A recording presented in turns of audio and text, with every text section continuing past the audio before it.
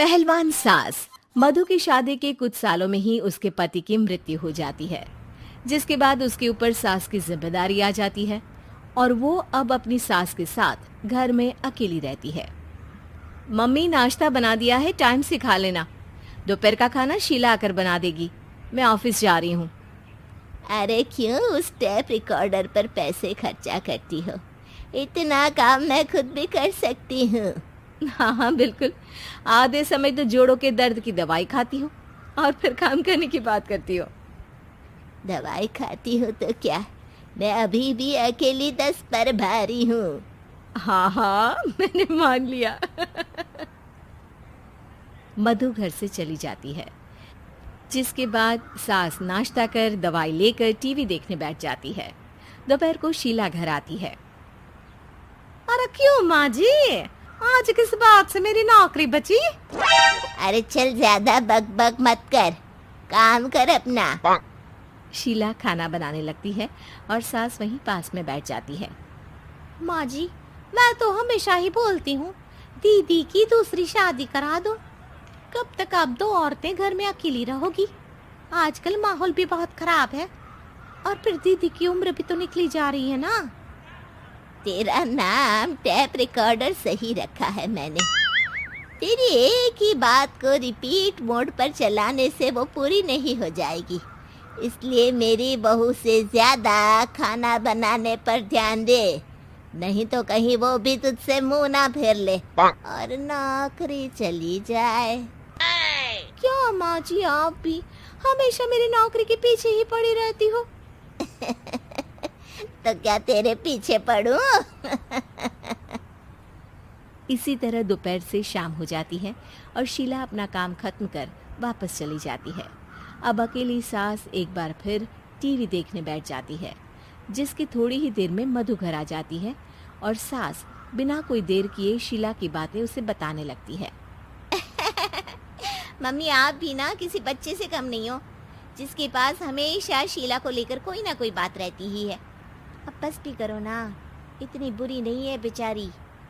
अरे मैंने कब कहा बुरी है, बस उसकी बातें करके मुझे बड़ा मजा आता है।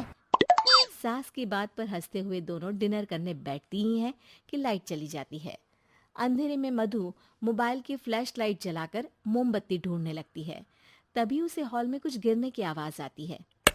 मम्मी, आप अंधेरे में इधर उधर क्यों घूम रही हो?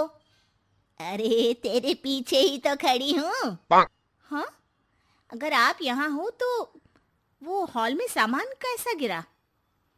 भूत आया। अरे मुझे क्या पता, जाकर देखना पड़ेगा ना। दोनों हॉल में जाते हैं, लेकिन वहां कोई नहीं होता। अब उन्हें कमरे में से सामान गिरने की आवाज आती है।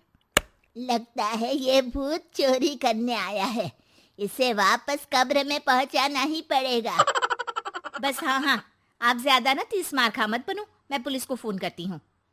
अरे जब तक तेरी पुलिस आएगी तब तक क्या वो हमारे साथ बैठकर अंताक्षरी खेलेगा? हट डरपोक, संभालने दे मुझे। अब सास पास रखा फ्लावर पॉट उठाकर कमरे की तरफ बढ़ने लगती है, जहां उसे 2 आदमी दिखाई देते हैं। पीछे पीछे मधु भी वहां आ जाती है। मम्मी, अभी भी मौका है, बाहर भाग जाते हैं। मधु की आवाज सुन चोर चौकन्ने हो जाते हैं। ओए तुम दोनों, जहां हो वहीं खड़ी रहना, नहीं तो दोनों को गोली मार दूंगा। अरे तुम दोनों अभी के अभी बाहर जाओ, नहीं तो मैं तुम्हें जिंदा नहीं छोड़ूंगी।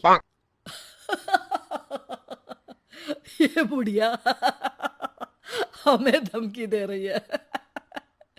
अबे तुम दो अकेली अब लड़ते क्या कर लोगी? अरे जा भेजा, दोनों को बांध दे। जैसे ही दूसरा आदमी सास को पकड़ने उसके पास आता है, तो वो उसके सर पर फ्लावर पॉट मार देती है।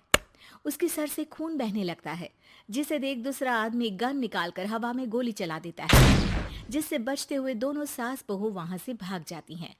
अब वो तीनों एक दूसरे के आगे पीछे पूरे घर में भागने लगते हैं। मम्मी, आपने तो सच में उसे मार दिया।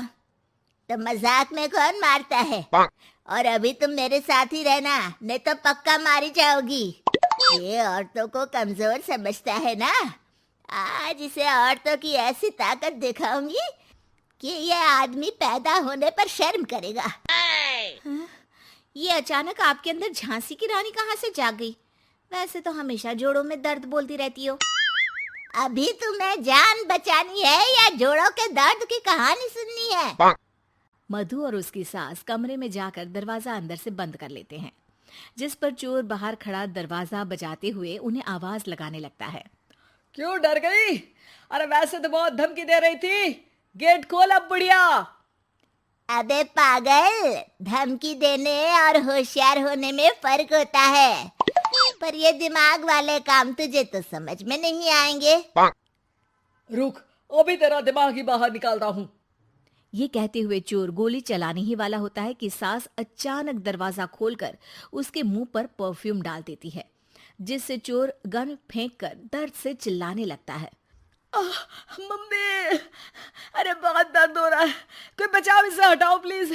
मैं किसी को कुछ नहीं करूंगा। क्यों रे, क्या थोड़ा सा दर्द होते ही मम्मी मम्मी करने लगा? अभी तो औरतों को कमजोर बोल रहा था। भूलियो मत, एक औरत ने ही तुझे इस दुनिया में जन्म दिया है, और वो भी तुझे ये दर्द हो रहा है ना, उससे लाख गुना ज्यादा दर्द सहकर। इसलिए औरतों को दोबारा कमजोर भूल कर भी मत बोलियो। वाह मम्मी, आपका ये रूप तो मुझे पता ही नहीं था। आपने तो कमाल ही कर दिया। कहा था ना, अकेली ही 10 पर भारी पड़ सकती हूँ। ये तो फिर भी 2 ही थे। इतनी देर में पुलिस भी वहां पहुंच जाती है। आ गए आप, कर लो इन्हें अरेस्ट और जेल में बैठकर अंताक्षरी खेलना।